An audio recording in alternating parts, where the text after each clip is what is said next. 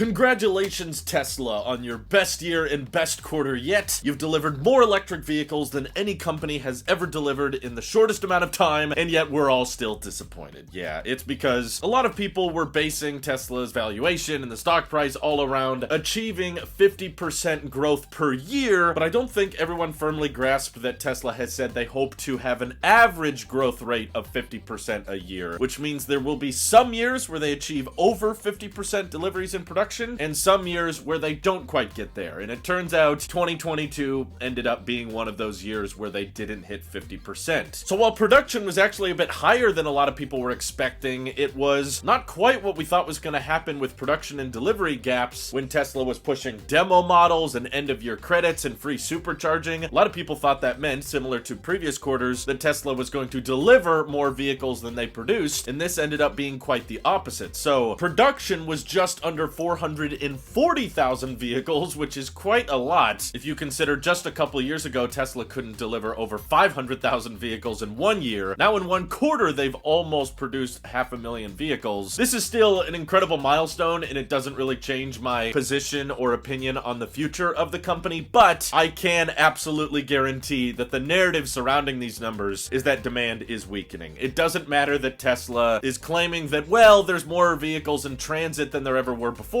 Tesla's not going to disclose how many vehicles are actually on boats waiting for delivery, and we don't really have a way to disprove anyone claiming that Tesla has just a bunch of vehicles sitting in inventory and they haven't been able to find buyers for them yet. The existing inventory page, for me at least, is a great indication that Tesla does not have a backlog anymore, because where I am, for new vehicles, there are countless Model Ys and Model 3s to choose from, all basically ready to deliver within a week of ordering. And I find it funny that that can be looked at as a bad thing, like, oh no, you can order a car and get it in a reasonable amount of time. This means Tesla's in trouble. I tend to be somewhat of an optimist. I think there's great benefits of Tesla having demand problems, particularly for the consumer, because my hope is that in 2023 we can finally actually see some real price cuts, because I love my Model 3 and I want more people to have the great experience I've had owning it, and if Tesla drops prices, then more people get to enjoy the product. And because Tesla has such insanely thick margins, and those margins will continue to grow as they have more vertically integrated manufacturing methods like we're seeing in Giga Texas and Giga Berlin, this means that Tesla can comfortably afford to sell their vehicles for less, which I'm all in favor of, because I still think that the Model Y and Model 3 are crazy pricey. I won't say they're overpriced, but too expensive for a lot of people out there that would love to own one. And I also find it interesting that Tesla's definitely redesigned their website, and it's the second day of January when I'm recording this. Even though you're no longer getting that $7,500 credit or the free supercharging miles, the website has still been updated so that when you hit buy now, it takes you to existing inventory, because at least where I live, they have so many vehicles ready for delivery in existing inventory that there's kind of no point in going to the order page and customizing it the way you want, because the trim you want is probably already available in existing inventory. So I'm one of those people that believes Tesla can still be in a good position even if they don't have a 6-month wait time on all of their vehicles. I think that's a good thing. It means that Tesla can feel more confident about what is demand right now and how many people are ordering their vehicles. Whereas before, with that big backlog, the prices of,